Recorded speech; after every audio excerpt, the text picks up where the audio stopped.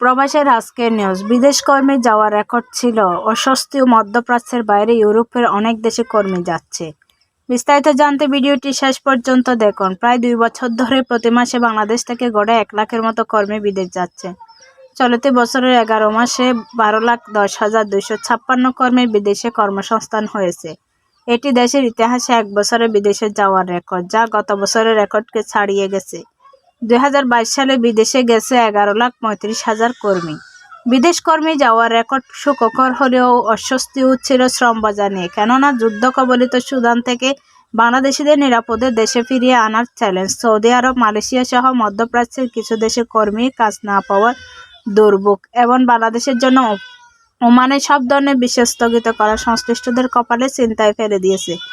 তবে বছরের শেষ প্রান্তে বাংলাদেশিদের জন্য 4 বছর পর মালদ্বীপের শ্রম বাজার খোলার সুখবরও ছিল।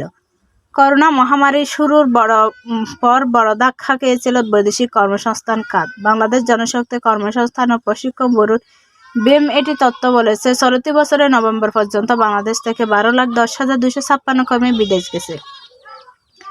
এসব কর্মসংস্থানের বেশিরভাগই মধ্যপ্রাচ্য। এ সময় সবচেয়ে বেশি কর্মী গেছে সৌদি আরব। দেশটিতে 11 মাসে 4,51,502 জন কর্মী গেছে। এরপরে সবচেয়ে বেশি কর্মী গেছে মালয়েশিয়ায়।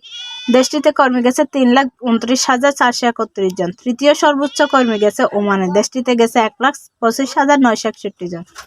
BMET তথ্য বলেছে, 2021 সালে 6,17,209 জন বিদেশ যান। 2020 সালে 2,17,669 জন বিদেশ যান। 2019 সালে বিদেশ গেছে 7,159 জন। প্রবাস কল্যাণ ও বৈদেশিক কর্মসংস্থান মন্ত্রণালয়ের কর্মকর্তারা বলেছেন, সংশ্লিষ্ট দেশগুলোর সঙ্গে কূটনৈতিক তৎপরতা এবং শ্রম খাত নিয়ে সরকারের আন্তরিকতার কারণে রেকর্ড পরিমাণ কর্মী বিদেশে পাঠানো সম্ভব হয়েছে। সরকার বাংলাদেশি কর্মীদের জন্য নতুন নতুন শ্রম বাজার তৈরি করেছে। মধ্যপ্রাচ্যের বাইরে ইউরোপের অনেক দেশে কর্মী যাচ্ছে। সামনের দিনগুলোতে দক্ষ কর্মী পাঠাতে বেশি জোর দিতে চায় সরকার। চলতি বছরের প্রথম 4 মাসে কর্মসংস্থানের জন্য দক্ষিণ আফ্রিকা দেশের সুদানে যায় 220 বাংলাদেশি। ওই সময়ের এপ্রিলের মাঝামাঝিতে সুদানের সেনাবাহিনী ও আধা সামরিক বাহিনীর মধ্যে যুদ্ধ শুরু হয়। সুদানে প্রায় 1,500 বাংলাদেশি নাগরিক বসবাস করছিল। যুদ্ধ কবলিত সুদান থেকে বাংলাদেশিদের ফেরাতে বেশ হিমশিম খেতে হয় খার্তুমের বাংলাদেশ মিশন সহ সংশ্লিষ্টদের। গত 8 মে প্রথম দফায় জেদ্দা দিয়ে 136 জন বাংলাদেশিকে ঢাকা ফেরানো হয়।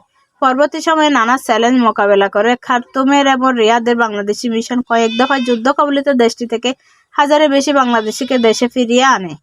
চলতি বছরে বাংলাদেশ থেকে কর্মী যাওয়ার শীর্ষস্থানে রয়েছে সৌদি আরব ও মালয়েশিয়া। দুটি দেশে যাওয়া অনেক কর্মীর কাজ না পাওয়ার অভিযোগ রয়েছে। জানুয়ারিতে মালয়েশিয়া যাওয়া নোয়াখালী বাসিন্দা আব্দুর রহমান হোয়াটসঅ্যাপে সম্প্রতি ঢাকা পোস্টকে বলেন, শুধু শুধু কর্মী পাঠিয়ে তো লাভ নেই যদি কাজ না থাকে। এখানে অনেক বাংলাদেশি শ্রমিক আছে যারা ঠিকমতো কাজ পাচ্ছে না, আবার যারা কাজ করছেন তারা নামে মাত্র বেতন, যা দিয়ে নিজে চলে কঠিন। চলতি বছরের অক্টোবরের শেষে বাংলাদেশের নাগরিকদের জন্য সব ধরনের ভিসা দেওয়া স্থগিত করেছে ওমান। দেশটিতে অতিরিক্ত বাংলাদেশি কর্মী হয়ে যাওয়া এবং তাদের কর্মসংস্থানের ব্যবস্থা না করতে পারা এমন সিদ্ধান্ত নেয় ওমান সরকার। তবে বাংলাদেশের পররাষ্ট্র মন্ত্রণালয় এবং প্রবাসী কল্যাণ মন্ত্রণালয়ের নীতি নির্ধারকরা বলেছেন, সরকারের পক্ষ থেকে কূটনৈতিক তৎপরতা চলমান রয়েছে। দেশটি বাংলাদেশের জন্য ভিসা স্থগিত বিষয়টি উঠিয়ে নেবে। BMET তথ্য বলেছে, চলতি বছরের নভেম্বর পর্যন্ত ওমানে কাজ করতে গেছেন 1,25,961 জন। গত বছরে 1,79,212 জন কর্মী দেশটিতে গেছে, যা গত 7 বছরের মধ্যে সর্বোচ্চ কর্মী যাওয়ার রেকর্ড। আর দেশটিতে এখন পর্যন্ত 18 লাখের বেশি কর্মী পাঠানো হয়েছে। চলতি মাসে বাংলাদেশ থেকে অদক্ষ শ্রমিক নিয়োগের নিষেধাজ্ঞা তুলে দিয়েছে মালদ্বীপ সরকার। 4 বছর ধরে বন্ধ ছিল এই প্রক্রিয়া। ফলে বাংলাদেশ থেকে নতুন করে অদক্ষ শ্রমিক দেশটিতে কাজের সুযোগ পাবে।